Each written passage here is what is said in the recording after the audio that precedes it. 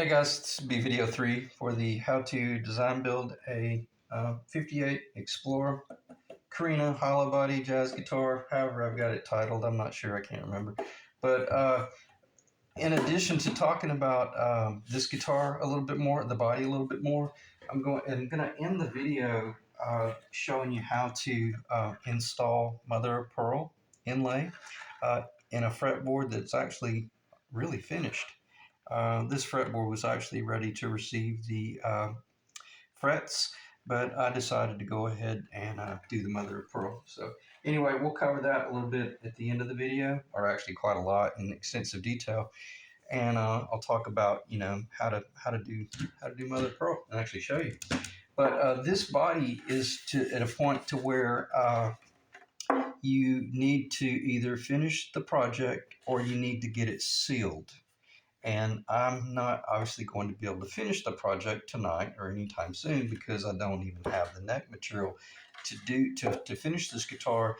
But I do want to do as many of the operations so that once I seal the guitar again, the body again, then I can sit it over on a shelf for another week or 2 weeks or months or a year or multiple years.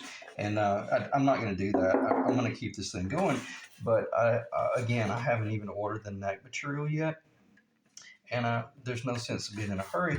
And also, this shows you how, if you do it in steps, it makes your job much more manageable, and it doesn't get as overwhelming. So I'm at a point now to where, obviously, as I just mentioned, I want to seal all this wood, but I don't want to seal it and then have to come back later on and realize, oh crap, I got to come in here and do some more sanding and narrow this up. So we're going to fit the neck, and we're going to fit it based on this profile right here. I've already measured this dimension across here.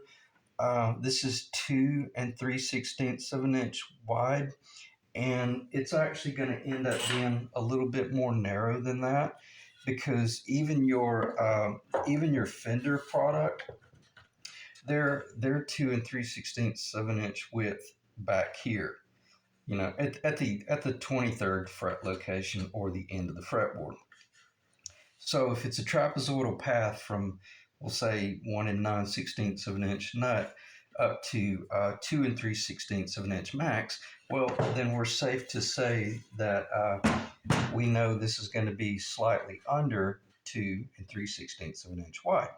So we do our math, and we know that we did a really good job with this mortise on the front end being perfectly true.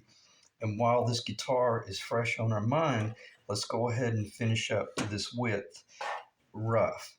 When I say rough, within like a 64th of an inch on either side, on either side. Okay. So, and then that way, if we pick this thing up off the shelf a month from now, we don't realize, oh crap, man, I still got to do this, I got to do that. And then you get, I'm not being melodramatic, but then you just throw it back on the shelf and you don't want to fool with it. But if you pick it up, later on and you realize, oh wow, yeah, I've already machined that to my target, so I'm ready to rock and roll. And I'm going to look at this here and see, right now I'm exactly 2 1/4, actually just a little bit more. So one thing you can do, since you know that your neck is true, as I had mentioned before, you can simply put your neck. This is hell doing this on camera. You just simply put your neck in there, and you just do a visual, and you ask yourself, okay, well, is there any material left over? Or maybe you put this up there and you realize, whoa, it's already flush up here at the top, so I got to be real careful to protect that, because I can't get any more narrow than that. Well, I've got about a 64th of an inch, but that's it. But with this project right here, I mean, looking at it, it's about, it's close to 3/64 of an inch, and that's under 1/16 of an inch. Okay, but you can just take your pencil, come up in here, and just do kind of a rough mark. And that's a thick pencil. I shouldn't be using it. I should be using my finer. think that's a 7.7 millimeter.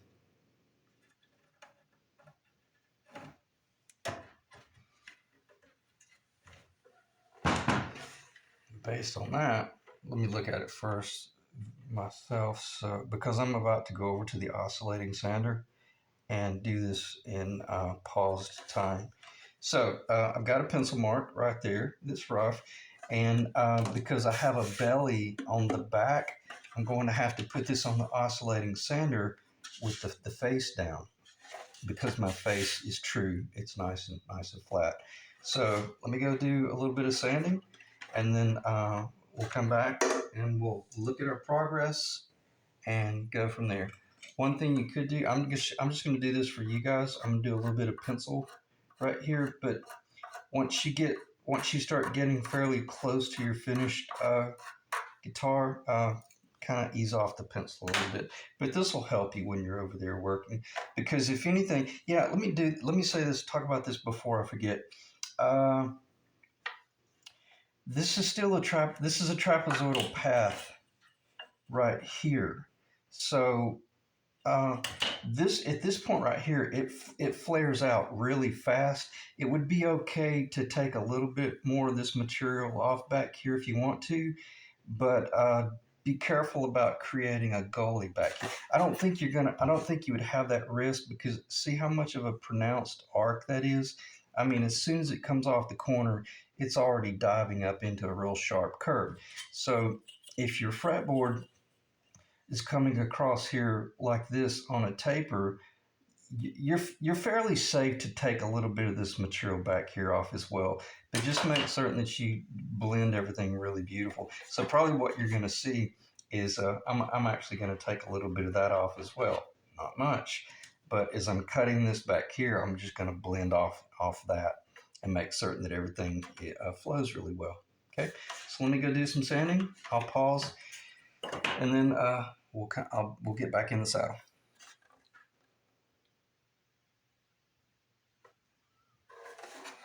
Okay, at this point, I spent about 5 minutes with it. Not much, but just some fairly focused cutting. And this is the one I'll finish with, but this is not the sanding drum that I'm using to do the cutting right now, because I'm using one that's a little bit smaller, because I want to be able to monitor and also cut very intentionally, off that, in other words, narrow it up a little bit. And here's another trick that I've learned. Typically, I'm always running the vacuum while I'm sanding that, but my vacuum is so loud, I can't hear when the sanding drum makes contact, and I don't want that. I want to know exactly when I'm beginning to cut. So I'm not running the sander on this. Also, because it's such a minimal amount, it's not like it's dusting up the whole shop or anything. Okay. But, and this is what I also meant by, there's a very strong possibility I'm just going to round this back over with a 1/8 inch cut, because that was kind of my initial intentions, to try to get this joinery good enough that I could at least deceive the eye from 10 feet away. I don't care about me, the player. This is my guitar. I'm never going to sell this one. But so I don't care if even if I look down and I saw a little bit of joinery. But if you look right here, you can see how well it's concealed and how well it's blending. So I'm talking about this join line between the back and the sides. So I've still got some pencil there, so that lets me know I've still got material there to cut. But just to be safe, put your neck up there, or your block, and just check and see if you can catch your thumbnail. And if you're still catching material, then you can still keep cutting a little bit. Again, remember, some of this is going to get sanded off, about, not off of this neck, but off the neck that goes in there. So about a 64th of an inch will still be getting cut off once we flush out with this neck right here. So let's do a little bit more pencil work. And I basically sand it all the way up to there. And then also just keep a visual. Just make certain that you're not creating anything kind of funky looking. So So let's do a little bit more pencil work there.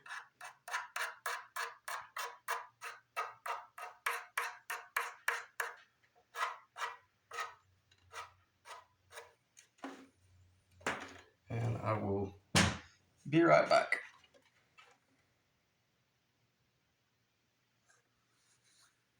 Okay, at this point, you want to start trusting the dimensional measurement, or all your measurements. I've got a pencil mark here for the center, and also just keep in mind if that's 1 3/4.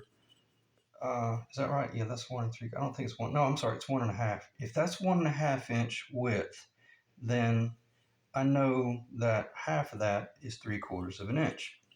So what I do is I just find a number. I can't get the 4 in there because it'll be crooked. So I just grab the number 3 and I center the number 3 uh, by having the 3 3/4 inch tick mark perfectly in line with that mark right there. And then over here, the 2 1/4 inch mark aligned there. So if I didn't have a pencil, a centered mark right there, I know that I could trust, uh, and I'm having to look at it myself. I can't show it to you guys yet because I know where the camera is. But since I'm doing this in real time, I don't want to F it up. Okay, so what I'm shooting for is 4 3/32 of an inch. Is that right? Yeah. 4 3/32 of an inch is going to be my target. And then over here on the left, it would be one and well, it doesn't matter. So let's just focus on the right because that's where we're cutting it down. And on that note, I am I've still got about a 64th of an inch, if not more, that I could continue to go, even before I get to the 2 3/16 inch width. So I actually could take off about another 32nd of an inch and would be fine. And what is a 32nd of an inch? That doesn't sound like much, but it's night and day. That's an enormous amount. And the reason I'm doing this is because, see, I'm getting ready to route for binding, and you've got to make certain that your binding, the thickness of your binding, once you do your binding route, that you don't it once you start, if you do your binding route and then you fit your neck and then you start shaping your neck, you want to make sure certain that there's binding left. Otherwise, you'll feather out if it was too tight. So you got to pretty much finish this width here before you even install the neck because you're doing binding. And see, in certain circumstances, you'll even be doing binding on the back side, and then you'll be doing binding across this area right here, connecting all that in. And to make matters more complex, sometimes you're doing, 5-piece binding or 7-piece binding, like on a custom replica, a Les Paul custom replica. So if you're doing all that real intricate binding, you got to be, it's got to be finished. Even the router cut has to be spot on finished. So it can get fairly complex, but then the only thing you would be feathering off at the end would be the outer thickness of your outer binding. If it's down here, or on the curve, or on this internal curve here, or obviously up here as well.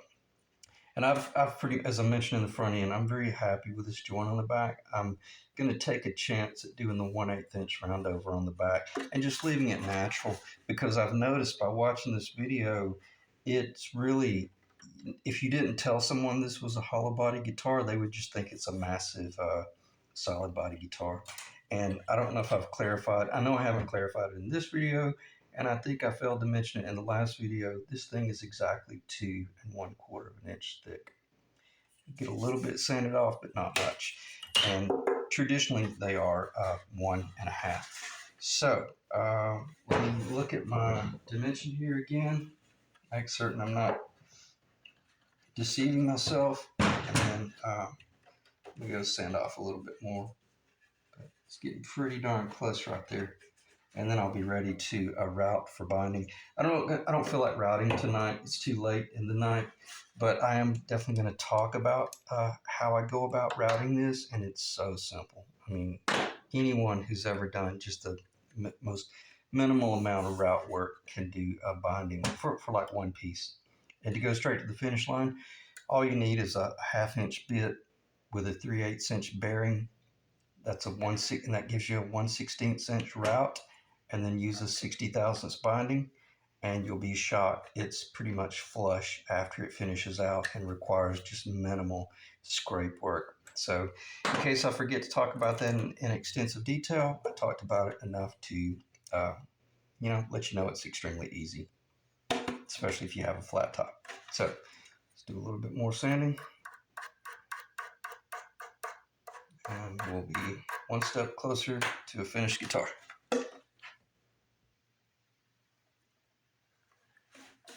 Okay, at this point, I trust my machinery, but if you're doing this by hand, like with a drum sander on a drill bit, you're pretty confident. But just make certain you stay square. It's pretty simple. Again, this is all real simple, just basic woodwork. There's nothing really complex about it, and as long as you're really monitoring that mortise, you should be fine.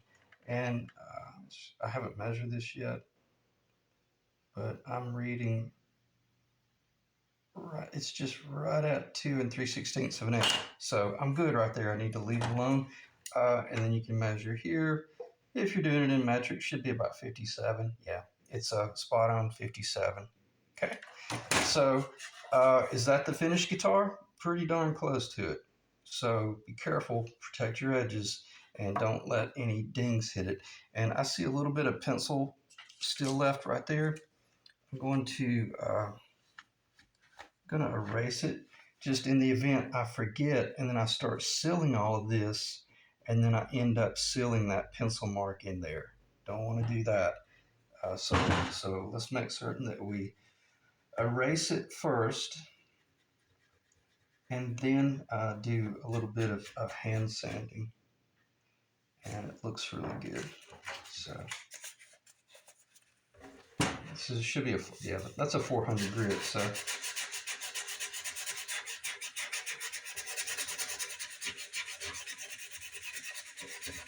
once you're at this point right here, make certain you I would always recommend using just a really fresh 400 grit. Even the 220 grit could scar it, and you don't see it until you start doing the sealing. And then, and a lot of times you don't see it until you've got 5 or 6 coats of sealer on there. That first sealer coat will kind of it'll be kind of like a primer, but just be really careful, because the whole idea about building a guitar like this is flamed Korina. It's very it's flamed. It's very visual, a high figure. So your high figure woods will get you in trouble, and because if you got problems in there, you're trying to sand out where you came in with a 120 and screwed it up. Okay, should make perfect sense. So get all your pencil marks off, and then you could even start asking yourself, hey, are you sure you want to do that binding? Because that would be really beautiful, just doing the black limba. But I would say no, because I'm definitely going to be painting this top. Okay, so once you envision a certain guitar, try to stick to your plan. Don't deviate too much. And I was pretty bad about that on the front end when I was building a custom guitar. I would always kind of say, I'll make that decision as I go along. But then you'll forget why it was you were doing a certain thing anyway. Kind of like what I was mentioning about, I had always intended on rolling that edge, rounding over that edge, and then I had made a statement just like video 2 where, I'll be doing binding on the back, blah, blah, blah. And after I saw that video, I was like, what the hell? You never want to do binding on the back. Why did you bring that up? Or it might have been video 1 where I was talking about how, as long as it doesn't look Mickey Mouse, I don't have a problem doing that. no, I had never intended on doing binding on the back unless this was just so disastrous that I was trying to cover something up. Okay, so now let's talk about this. I already covered it enough to really knock it over the fence, but in this is my one of my favorite flush cutting bits because it's a 3 blade, and what I do is I just keep this other bearing in there. That is a 3/8 inch bearing, and then I have a 2.5 millimeter wrench that a little metric Allen wrench that I just put the 3/8 inch bit on there, and then a bearing on there, and then I make one simple pass, and that's it. The binding channel's cut. So as long as you've got a really good bit, you should be fine. I definitely recommend a 3 blade carbide tipped router bit. You can get these off eBay for $15 or $20. They're giveaway. I mean, they're so affordable. And this is called it's called Tideway. Obviously, they're made in China. They're a very much discount brand, but extremely high quality, exceptional bearings. And I've used these quite a bit. I use this an enormous amount cutting bodies, and she's still nice and sharp. So, hope that makes sense. 1/2 inch bit with a 3/8 inch bearing. Uh, work your way to the finish line on your depth, because once you make that first cut, it's game over if you're too tall. Now I do like a tall binding. This is a 5/16 of an inch, I believe. Let's grab the metric. This is very tall. Yeah, see, this is enormous. This is like 8 millimeter, but that's just to get you started because it's intended to allow you to cut it down to your target. Let me look at this. Yeah, it's actually slightly over 5/16 of an inch tall. That's an extremely tall binding. I wouldn't recommend going that tall on here, but I do like to go a little bit taller than 1/4 of an inch, probably like halfway between 1/4 of an inch and 5/16, whatever the metric is on that. I have no idea. Okay, so I guess there's nothing else to talk about in relation to this guitar, because I'm not going to be doing the binding routing on it within this video, so I can get that off the table. I talked about where's my little fretboard? Yeah, see, and I measured this a little while ago. Let me double check it.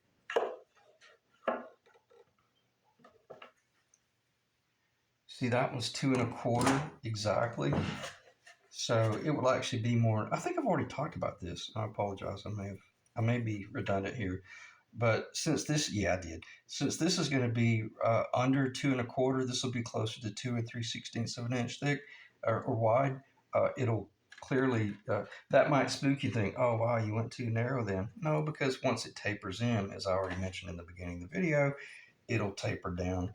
And then once you're actually, once you're at this location, once you're at this point in the build, like this guitar,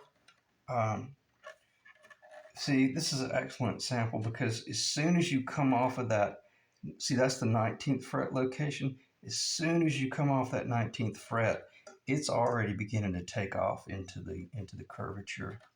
Okay, so as long as you just, whatever your initial cut is, as long as you continue to follow that cut, you'll be fine. Okay. All right, so let me check the time, and we got 24 minutes.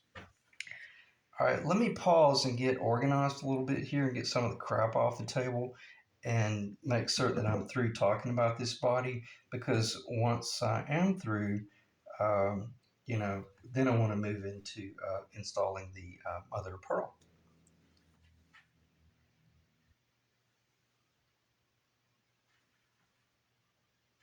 Okay, let me spend a little bit more time talking about this because I don't know if I've clarified it in any of the other videos, and if I did, it's irrelevant.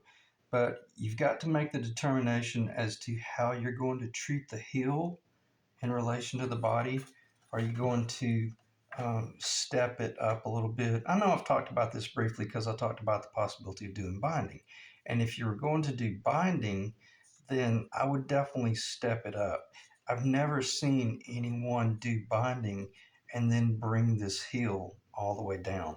That would be really, really bizarre. I've never seen that. So the only reason you'd be doing binding is because maybe your neck material was not tall enough to do a real tall heel, and maybe you're having to stop your heel up here somewhere. I don't like the idea of stopping too far, but just try to keep it at least within a quarter of an inch or something like that. Even if you overlap the binding just a little, that there's nothing wrong with that. But with this guitar, I'm definitely going to be selecting materials such that it's actually tall enough to do it, to flush it out. Okay, that's my intentions, because that shows my ability to join two different boards and then be really precise on all of those 7 points. Point one, point two, point three, point four, five, six, and then point seven. And that's what I meant by it really shows your ability to do nice luthier work. Okay, so and then I got to thinking about this. I was like, whoa, wait a minute, I better get some sealer on this thing in the event I forget that I just sanded all that material off. So in real time, this is all it takes to protect your wood. And because you would not want this to split at this point, it probably wouldn't because it's held it together with the bottom and the top. But as I mentioned in one of the videos, uh, Korina limba is notorious for opening up a little bit. It's not that it splits, it just opens up. And I can't remember what they call that. I think it's like on the radial. I don't know a lot. It's funny. There's a lot of the terminology about wood that I don't know that I should, or I just forgot because hell, it didn't matter. But just by doing just this little bit of sill work right here, we know that our wood is protected. And that's really about all it's going to take. But I'm going to let it soak in a little bit. Um, I don't need to do this on the bottom because all that's engineered anyway, but I just wanted to protect that right there to make certain it doesn't open up on me. Plus, I was kind of curious to see what that would look like. It almost looks like it has a rosewood binding. So, things like that. Let's just go ahead and goof off a little bit here. It's not like it's going to hurt anything, because you just view this as like a primer. You're just, or just a sealer. You're just sealing your wood. But the reason I didn't see the need to do it is because this stuff is like over $100 a gallon, and I don't. If the wood doesn't need it, then I'm not going to waste this sealer. But since we're doing a video, it does. It really does look really beautiful. It looks like a rosewood. It looks like a rosewood. Looks like a rosewood binding. So there you have it. Keep that in the back of your mind. You might do something like that. It's really beautiful. Me personally, I've seen that so much because a lot of the initial jazz guitars I built, all of my binding was rosewood, and I just did an extensive amount of wood. Let me go ahead and seal this edge. This was early 2000, and it was one of those things where wood was really everyone was kind of showing how good they were at working with beautiful figured wood, and we almost slipped back into the 70s with the aluminum foil wallpaper. It got so. I look at some of the pictures of my first jazz guitars, and I personally think they look a little bit dated. So sometimes just stick with traditional, like your plastic binding, even though it's not nearly as expensive. Uh, you know, it doesn't come off looking dated, because to me, I don't want to see that. It's pretty, but I don't want to see that anymore. That's what all my old guitars used to look like. Yeah.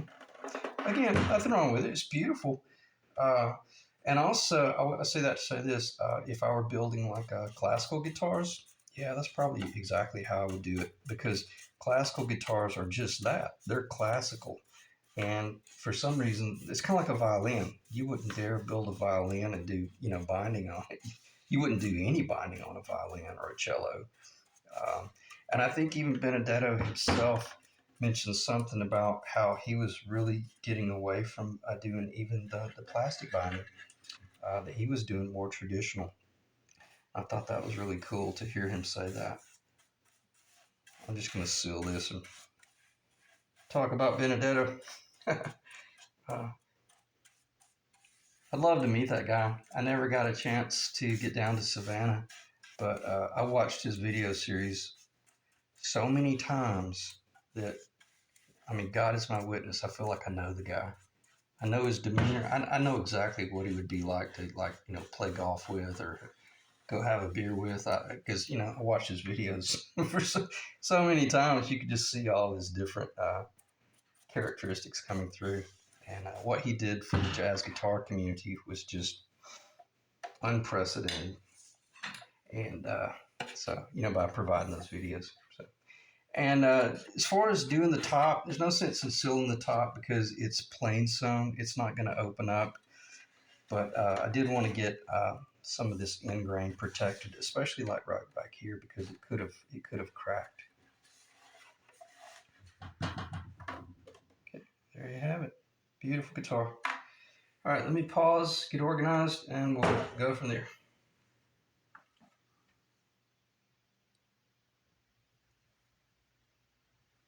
Okay, something that might not be a bad idea at this point, because I got to looking at this where I got a little bit too heavy brush with a brush.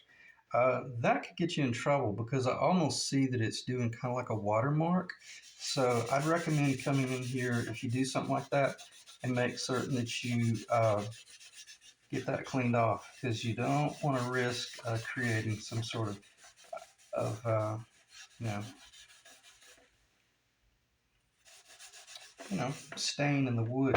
I don't think it would, but I'd rather be because see, look at that right there. That's I guess what I'm saying is that you run the risk of it possibly releasing some of the color of the wood because, like, when I clean a rosewood fretboard, the actual color of the wood will kind of come out in the cloth.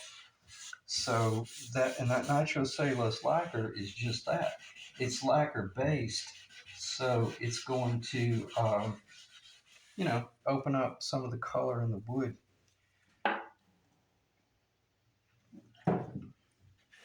So get it clean, should be safe.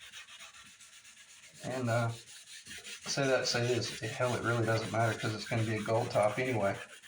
But you don't want to be forced into painting your top gold if you did not want it to be gold. So this should be good. All right, now I can pause and get cleaned up, and we'll do some mother of pearl. Okay, the ideal way to do your mother of pearl is to do it in your fretboard when it is S4S. Doesn't matter if it's already tapered, meaning the trapezoidal path, but this is definitely the best time to do the mother of pearl. And because it's small and it's easy to handle, and you can also assure yourself you're going to get a better job. Because you can even on your drill, if you're doing this on a drill press, you can even have a fence that'll help you work your way to the finish line. I'm fine with the Forstner bit, but I run them much faster than normal. I run these more like a slow router bit. I run them at about 2,200 RPMs because when I cut into this invaluable wood, I don't want to risk any sort of tear out. And the faster you go, the cleaner the cut will be.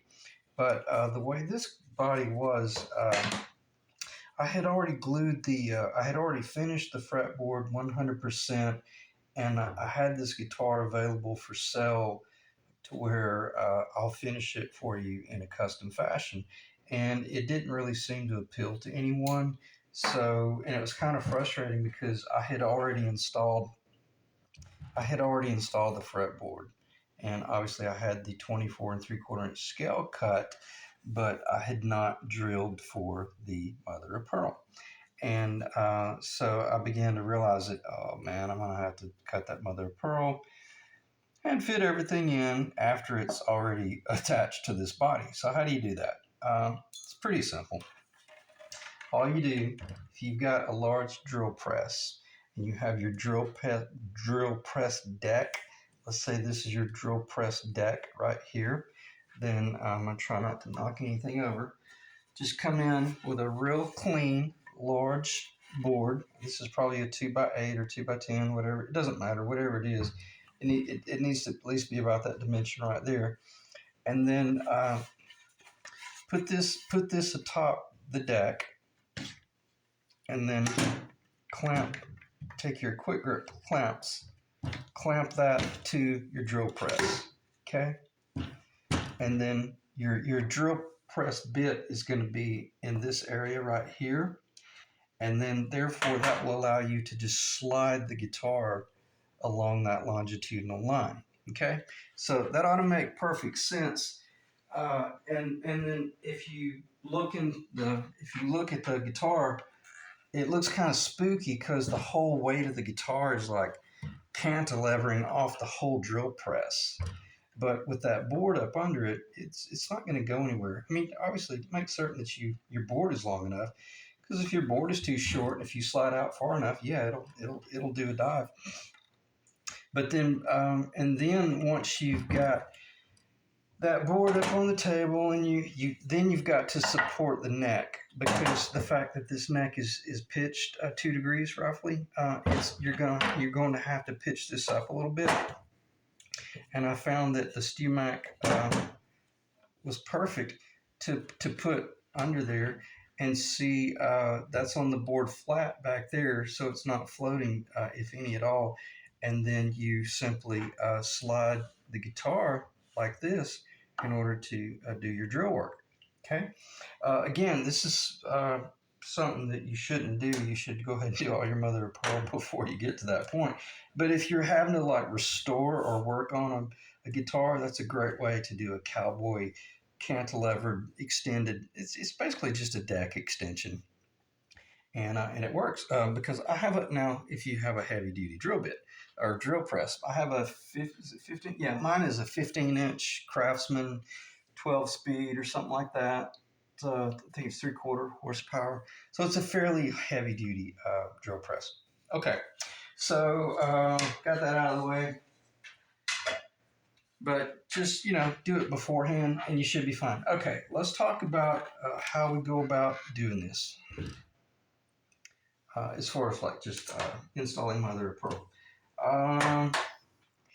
If you're going to be freehanding it, I've gotten a pretty good feel for the depth and when to stop the bit. But as I mentioned with the Forstner bit, see, you've got the little point. And I don't think you could do this with a bit that does not have some sort of point. You've got to have a pointed bit. And I'm okay using the Forstner in a drill press. There's no way this would work if you were trying to do it by hand. This thing's going to travel. It's going to be crazy. Now, you could probably do it by hand with an extremely high quality, I think they call them Brad point drill bits. But, who wants to chance that on your really high quality fretboard? You don't want to be chancing that stuff. And once you get the layout done and the locations identified, even with a pointer, that's going to be your best friend right there, identifying the point, because by making that point in the wood, that'll give you a guaranteed location to start your drill work. Just don't do it by hand. Try to do it with a drill press if you're going to do that stuff. The reason I'm talking about doing this mother of pearl is because I don't know is what there are any luthier supply shops out there that will provide a fretboard that already has a mother of pearl inlay.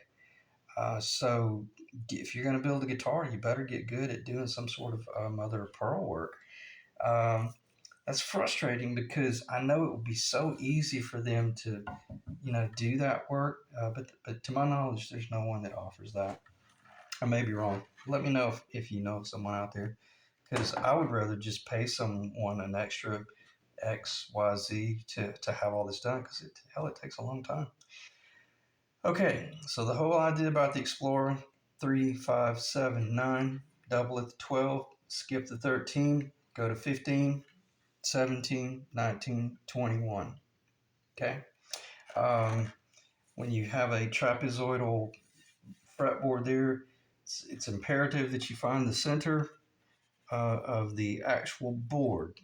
Uh, well, if and hopefully that's the center line of the actual string path as well, or the path of the neck. But make your identifying mark down there, and your identifying mark down here, and then come in here. You don't have to tape the whole. You don't want to tape the whole thing, because you want to only cut the tape just large enough to give you a footprint, because you're going to leave the tape on there when you drill it. Should have already got the scissors out, or I should have already cut a little sample piece. But basically, this is what I did right here. I just cut some little pieces right here and came in, at these locations like that, and then this was before I did any drill, any even mark, because we've got to mark it with a pen. Is where I'm going with this. We've got to identify the actual crosshair, and the first identification is to have tape on each location, a wide point right there, and then use your long straight edge to make a pin mark. I like using the. I think this is a micro. If this one's not a micro, it should be. Yeah, deluxe micro. This is an exceptional pin, and then you're just going to come in here and make your mark at each location. Now, once you have that, then once you have that, wow, that's amazing. I pretty much hit it spot on. Once you have that point right there, all you have to do now, obviously, you've got that central line drawn at each location, and we'll cross this bridge in a little while. But then at this point, all you're going to have to do is do the exact same thing that we did on the body of that other guitar, and just pick a number, any number you want, 5, 6, 7, and just put the number roughly in the center, because each one of these will be a different dimension from fret slot to fret slot. And then just put the number roughly in the middle, and then look to the left side of the number, and don't worry about what the actual dimension is. Just ask yourself, okay, is it basically 5/8 of an inch in dimension from the 7 over to the fret slot? In other words, that's like a negative 5/8 of an inch. And then over here, it's a positive 5/8 of an inch. In other words, all I'm doing, that ought to make perfect sense. But if you don't understand that, you probably don't know how to build a guitar. You don't need to be building a guitar. But if you're just going negative, whatever you're going negative, you got to go positive. And you'll end up realizing that you don't even know what the dimension is, but it doesn't matter, because you're somewhere, if you're in the middle of this 1/16 of an inch difference, then as long as you're the same on the other side, then your number 7 is in the middle. Okay, so let's do just that. If we got this little thing right here, the reason I say that is because it just doesn't work very well to try to come up in here with calipers and do this crap right here, where you're measuring over from the fret slot and making a mark, and then measuring over from the fret slot, because you can't. It's all flat. You can't really hang on anything. And why do that when all you're doing is creating a nice visual center anyway? So let's do that. So let's identify that as, that's the fretboard. Let's see what that is. That's the drop. That is what's left over from that fretboard. It's all that's left over. Now that you've got your center line drawn down there, let's put the 7 on there, and then let me just do it, and I'll show it to you. I'm looking at a half and 1/16, so a negative 9/16, and I'm looking at a half on the other side. So I need to slide to the left a little bit, closer to. Now I don't have my glasses on. I have magnifiers that I wear when I do this stuff.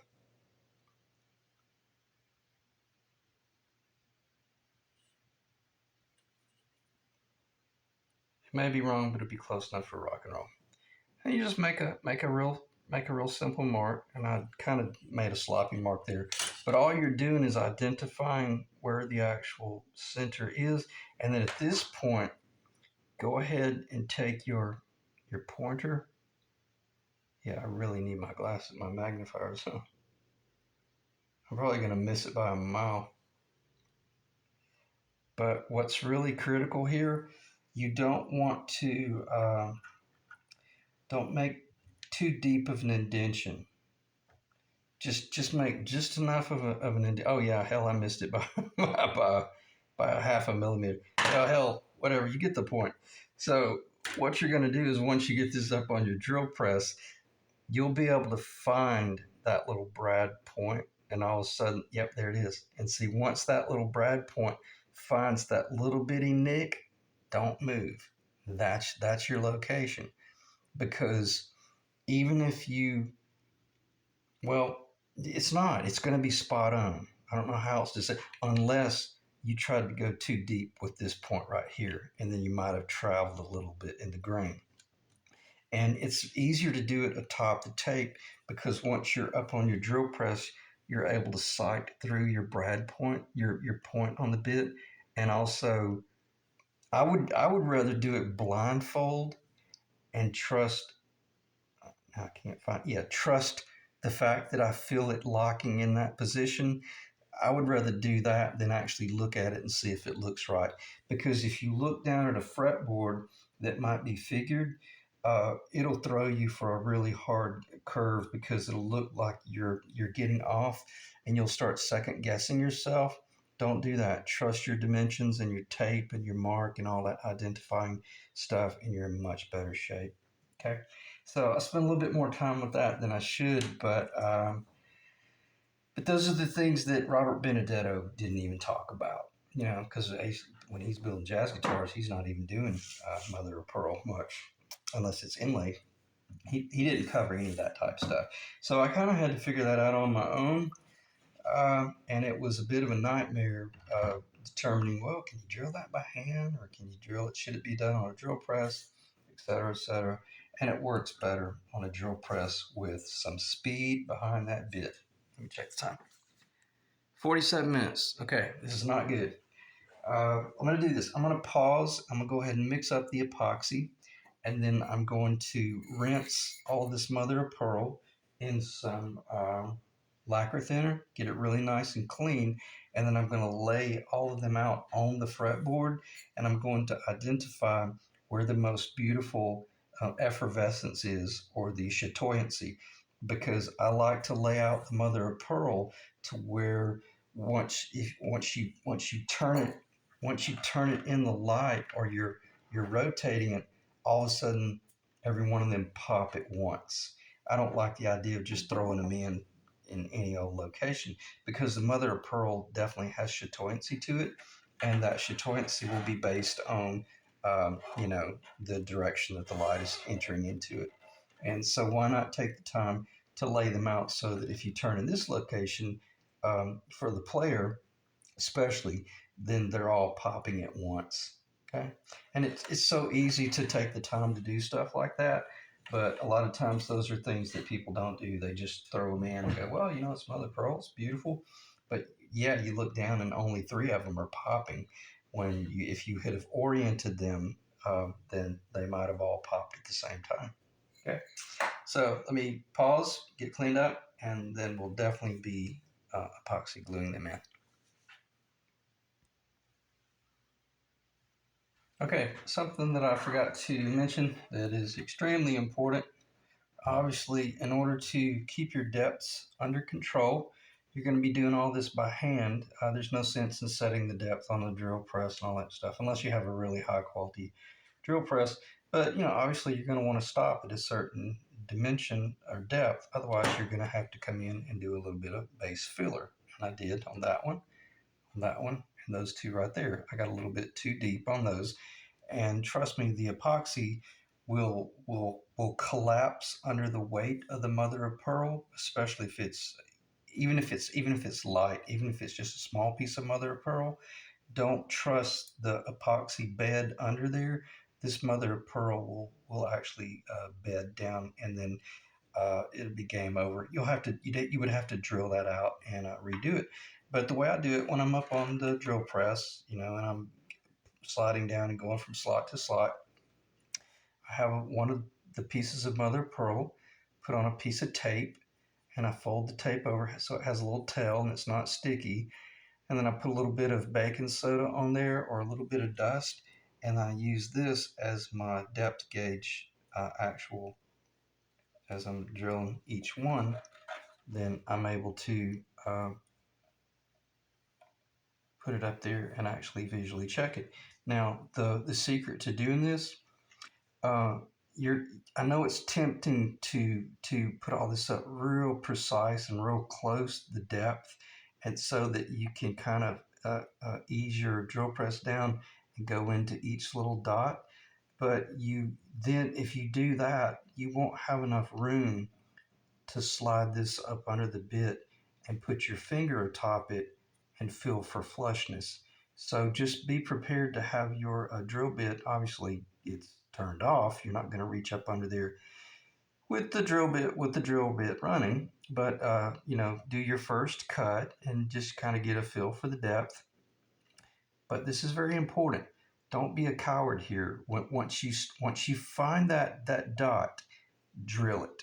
It'd be better to drill a little bit too deep and be able to bed it with some material under it, rather than not drill deep enough and then risk bumping everything, but you think you're still in the correct location. Then you pull the thing back down, and now you created an oblong cut. So once you have your location, drill it till you see a mass of rosewood, maple, ebony, whatever your fretboard is. Once you see some fairly good shavings, you know that you've actually cut down into the material and it's not going to travel. Also, I failed to mention, once you find that location, make certain that you put a quick grip clamp on it. It's so important, because anything that has grain to it, especially this type wood for guitar building, if it has a grain, that is a real dense wood, and it will definitely pull over to a certain location, especially in that direction. So by having the drill bit up high enough, then you're able to reach up under there and feel, and you can see that, yeah, that's spot on. And with a job like this, I'm just slightly proud of the material, the finished material there, because I'll be sanding off the mother of pearl. Don't dare try to, flush it out. Okay. So seems like I just had to continue talking about more and more hypothetical situations, but I did get to put that in a little bit of lacquer thinner, and I don't know if you can see them. They're really beautiful, but this is a good way to determine, do I have, and you can just turn your little canister until you can also find the choice ones, like that one right there is really beautiful. And when you find two that are really, really striking, I always like to put the most beautiful ones right at the 12th fret location. And I typically put the most visible ones. I have a tendency to put them kind of in this area right here, because that's where we do a lot of our playing. But then if you end up with a couple of pieces of pearl that are a little bit unattractive, maybe put one right here, maybe skip it and put it right there. But if for the most part, mother of pearl's really, really pretty, even if it's not the most vibrant. But in other words, if it's not select, it's still attractive. Okay. So T88 System 3, it's the best. Research it. This is about the amount you'll need. Should be a little bit too much. And then I'm going to start mixing this. I'm going to pause again. Let me check the time. Yeah, I'm going to pause because I'm afraid this camera's going to cut off at 60 minutes because I'm really low on my memory.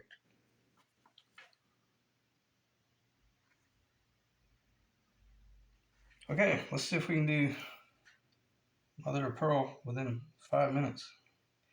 Make a little line, put just a little a dab just on the end. Just go straight down. I'm going to do the best I can to keep this in the camera. It's not going to take much.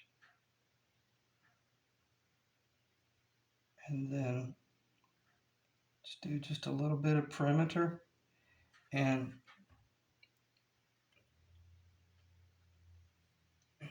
just if you know you got too much, just pull it up, clean it off. And I've still got too much, so just keep cleaning it off.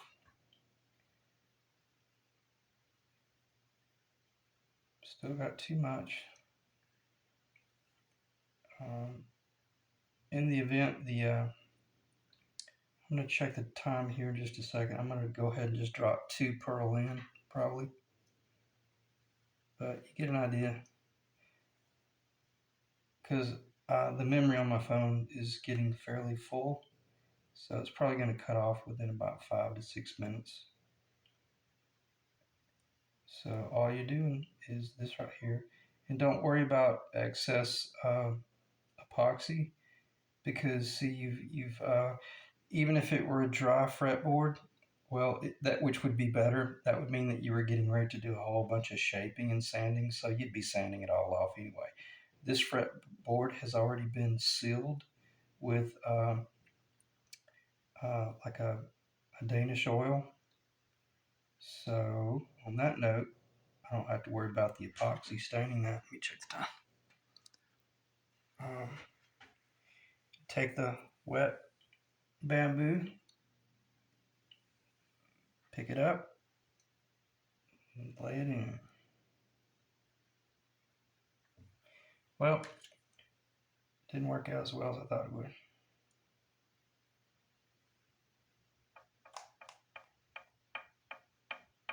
I've got those oriented already to where I want them. Put a little bit of direct pressure in the middle. And if you did a good job with your initial cut depth and had the appropriate bit, then you're in good shape. Pick it up, go straight down. Very simple. Put some pressure on it, because if you had one that was too shallow, too deep, I'd rather find out that it just collapsed and sunk down in there. Because right now I can get it out and back up and punt. But if you just set it up there and kind of gingerly didn't press on it, then it might collapse under weight later on. I think I might have mentioned I have all these oriented already, so. And I'll shoot straight with you, that's kind of overkill. Not many people worry about stuff like that because they're naturally beautiful anyway. I hope the camera doesn't cut off, but if it does cut off, I hope it cuts off after I get these 2 in.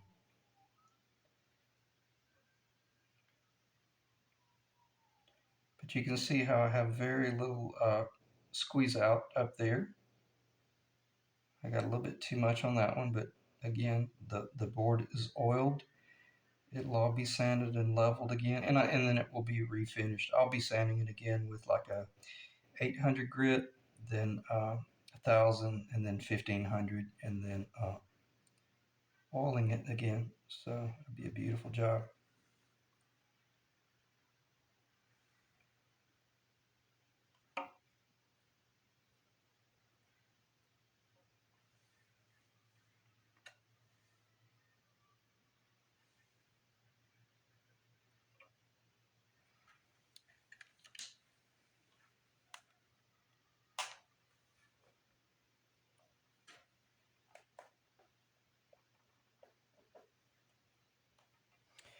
These actually tilt a little bit, so I had to make certain that they were down in there, and they are. They're good.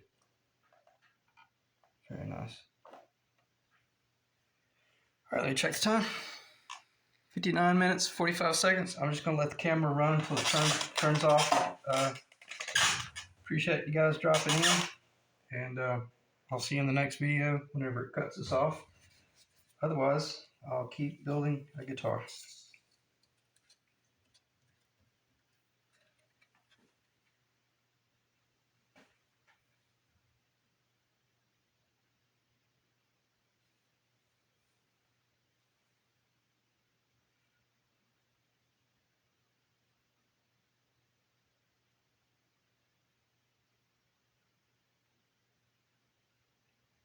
Doesn't take much epoxy at all.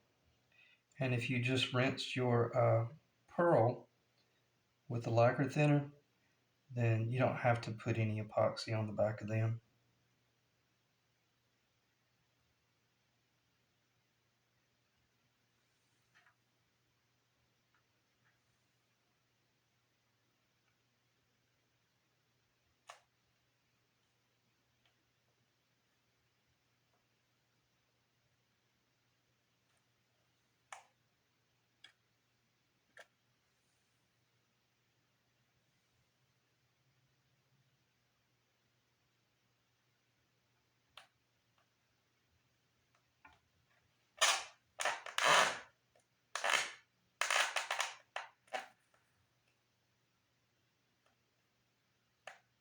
That one's close. That one's flush. So, but it'll be okay because it's going to get sanded a little bit.